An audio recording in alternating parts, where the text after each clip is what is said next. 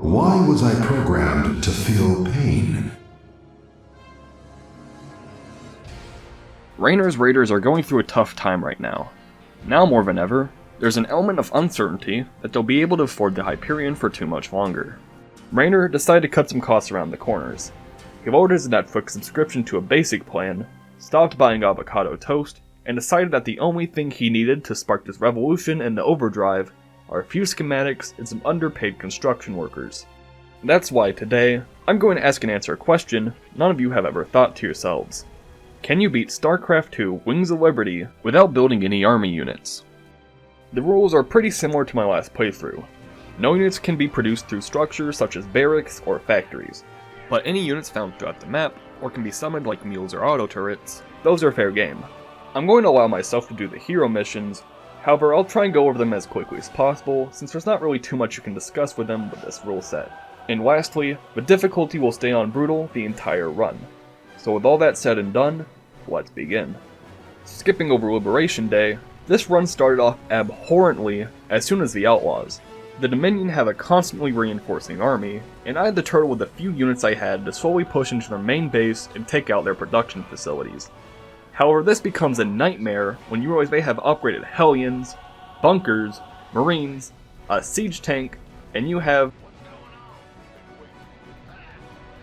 What this meant was the only way to beat this mission was to find ways to manipulate the AI to only fight them one at a time. And although I found a consistent way to pull it off, if as much as one marine or medic died, I was essentially forced to reload. It took an eternity, but I eventually got close enough to the base to start firing on their buildings, and moved on to 0 Hour. 0 Hour, all things considered, actually went fairly smoothly. I have a lot more minerals to work with, more army units to pick up throughout the map, and most importantly, gained access to bunkers. It's very important to note here that bunkers in Wings of Liberty salvage 400 minerals, which will be incredibly important as the run goes on, since that means with enough micro, I don't lose any resources building bunkers. The early game was fairly simple with my bunkers, but I built engineering bays around the artifact, since I knew in the last minutes of the mission that my forces wouldn't be able to withstand against the constant onslaught of Zerg forces. Even with all of my engineering bays in place, they still managed to completely blitz through my defenses and surround the artifact. However, this is where I found something very interesting. Even though your primary objective is pretty strongly implied to be to defend the artifact piece, the Zerg won't actually attack it. Instead, your main defeat condition is that all of your buildings are destroyed. With this in mind, I did what all Platinum Terran do best, and flew my buildings to random corners of the map so my opponent couldn't kill them, which, in this case, actually did something.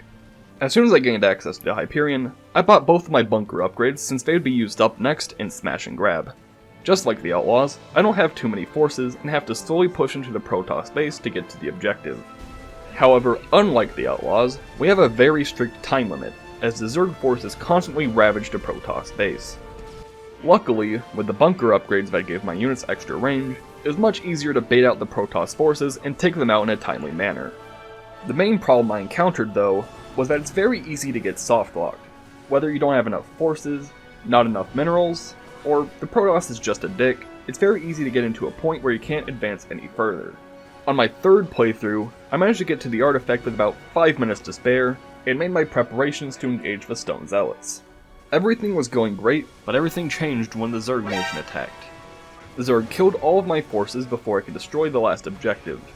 However, in an ironic twist of fate, Kerrigan killed it and allowed me to obtain the second artifact piece.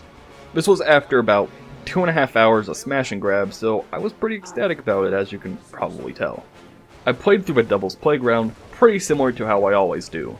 I micro my Reapers around the map to kill Zerg hatcheries and collect minerals. The challenge here wasn't as much that the rule set prevented me from doing anything, more so I still really suck at Reaper micro and probably always will. I attempted Welcome to the Jungle, but it was evident that it wasn't going to be possible without some more upgrades from the armory, so I decided to do the Evacuation. Luckily, since I killed the Brutalisk in the last mission, I now have outfitted my bunkers with Shrike turrets, which gives me a consistent way to deal damage to enemy forces. I built a row of bunkers around the roads and by various entryways, and was able to get the last colonist ship to the objective without reloading. Or so I thought. The second colonist ship that was transported actually had a few casualties, and I was put into a situation where I couldn't beat the mission because of 2 colonists. I guess Hansen would rather have these two nameless people survive than her entire colony, and guilt-tripped me like a bitch. So I ordered a checkpoint back to the second ship, and made sure that I had enough colonists survive that I completed the mission. With the newfound credits, I was able to upgrade my missile turrets to give them an AoE attack which made Welcome to the Jungle possible. Since the Tal'Darim start sending in massive waves of aerial units, including Colossi and Void Rays, having this upgrade was pretty much required. The problem with this mission was I had to put myself into a scenario where I could get all 7 canisters at once. With the Tal'Darim sending in stronger and stronger attack waves over time, I had to beat the mission in one fell swoop. With a massive amount of setup, and even more trial and error, I was able to gather the Terrazine and left Belshir. Up next is the Great Train Robbery. This mission was fairly easy for the most part, but falls apart at the last train. Between the 2 Marauder kill teams patrolling the tracks, and the final train having an immense amount of units guarding it, as far as I know, this mission is impossible. Which means the only other mission we have access to is Outbreak, and this is where I have good and bad news. Outbreak is actually pretty easily doable, but I won't be showcasing it. Let me explain. There are various locations in the map where the Infested have no possible way of attacking your command centers. Whether it be lack of vision or just being too far away for attacks, there are several locations in which you can survive the night with no damage. And clearing the infestation is also very easy. Since bunkers salvage for their full price, and they're outfitted with strike turrets, all you have to do is build bunkers during the day, salvage before night, and get your SCVs back in your command center until daybreak occurs. The problem with this, as you can imagine, is that this takes fucking forever. As someone who has a full-time job, I'd rather castrate myself than spending one of my 2 days off a week doing this mission. So can you beat Outbreak without building any army units? Yes you can. Will I? No. So I beat the mission very legitimately, unlocked my Perdition turrets, and moved on to the dig. With Perdition turrets unlocked, and my missile turrets and bunkers being fully upgraded, this mission was a lot more bearable than I initially anticipated. The only ground forces that were an issue were Immortals, Colossi, and Archons. The former 2 were incredibly annoying, as they do a massive amount of damage to my structures and can easily kill my SCVs. However, the Archons did slowly lose relevance over time, as they don't do too much damage against structures. The Tal'Darim air attacks were also pretty easy to dispatch. With the extra life and damage from upgrades, the missile turrets could kill just about anything they sent out, save for the occasional carrier or Void Ray. The last segments of the mission were fairly annoying though, because I had to waste a bunch of time using the drill to take out the previously mentioned targets. It dragged out the mission a bit, but overall it was still fairly easy. With the dig complete, we now gain access to Protoss missions. Since they give an immense amount of research with very little effort, I always prioritize this mini-campaign in every playthrough I do. There's not too much to talk about with Whispers of Oblivion, but it did give me enough research to research. I got orbital bunkers. Depots.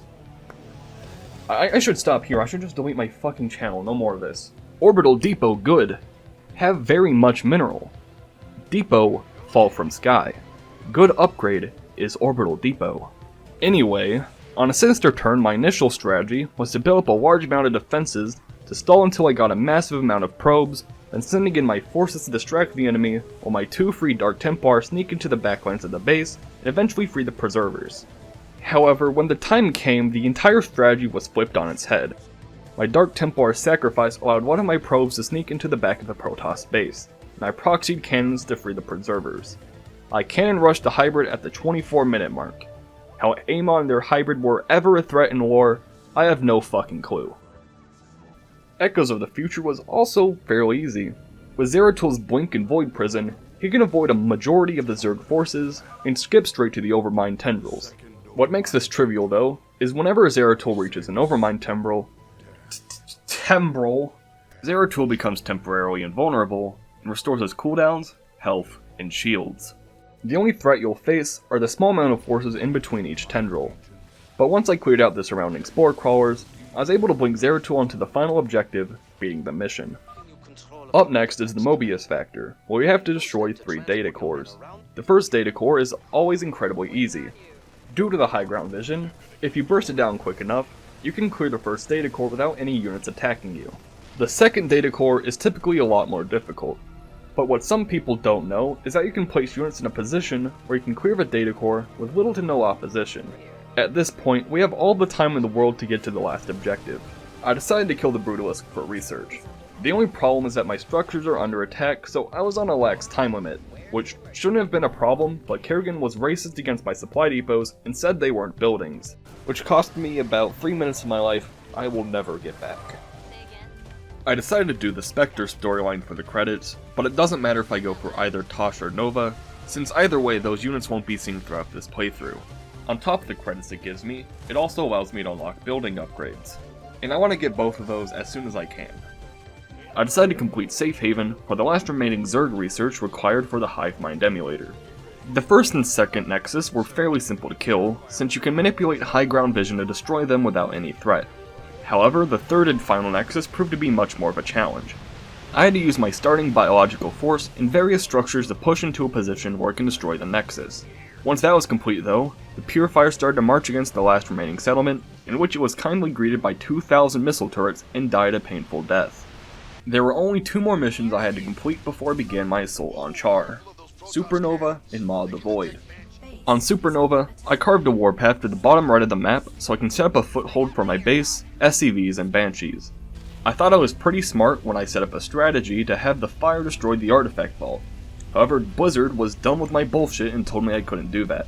So unfortunately, I had to do an actual strategy. And by actual strategy, I mean doing the same exact thing, but last hitting the artifact vault with Banshees. I spent a solid couple minutes staring at the script thinking of a way to rationalize this, but I genuinely can't. I think the most sensible explanation I have is that this Banshee is Amon. With the research I got my final research upgrade in the command center reactor. Gas isn't too big of a variable, and getting more SCVs up in a run where I can only build SCVs is pretty good. The last mission before Char was Maw of the Void. This mission was terrible. God awful. I pulled a classic I'll play one more mission before bed at 4 AM. By the time I completed it, it was 7. The main problem with this is that I need to destroy all the Tal'Darim structures surrounding the artifact to prevent reinforcements arriving, while simultaneously keeping at least 1 battlecruiser alive. This is amplified by the enemy's choice in units. Immortals and Colossi punished me slow pushing with turrets, but the carriers punished me for not having turrets. So this entire mission was an awkward dance of Dark Templar killing enemy forces that attack the turrets, and using turrets to kill enemy forces that try to attack my battlecruisers.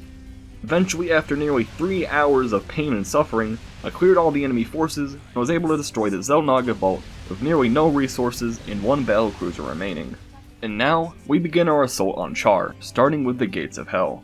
The main reason I did as many missions as I did was so I could unlock the Hive Mind emulator before these missions, and I am rewarded for my endeavors.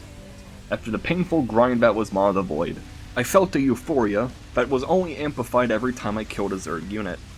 I destroyed the Nidus Worms, freed Warfield, and on the next mission decided to neutralize the Nidus threat in Belly of the Beast. I typically go for this route since I think the Nidus route is the more difficult of the two, although it does help that this is a hero mission. This playthrough in particular, I especially want to go with Belly of the Beast because being able to mind control Brood Lords is insanely powerful. With that mission complete, it's time for All In. I decided to get as much Hive Mind emulators as possible and started gathering an endless army of Mutalisks and Brood Lords. I targeted these 2 in particular because, as Thanos once said in Shrek Forever After, I used the Mutalisks to destroy the Mutalisks, and with enough Brood Lords I can put any ground unit in timeout, in a cruel prison of flesh and claw, where they can only struggle against their inevitable, painful demise. Kerrigan never stood a chance, and after many hours of pain and suffering, I can say it is entirely possible to beat Starcraft 2 Wings of Liberty without building any army units. Your forces are under attack.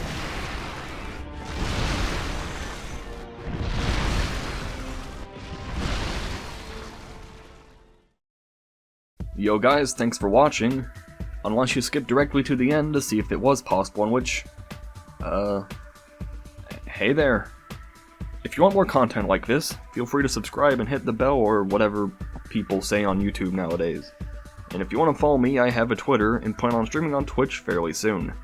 Thank you so much for the support on the last video. Seeing how many of you enjoy what I made is on one hand conflicting, but on the other hand means a lot. And I hope I can continue to make content that you enjoy. I hope you have a great rest of your day, and as always, stay frosty, my friends.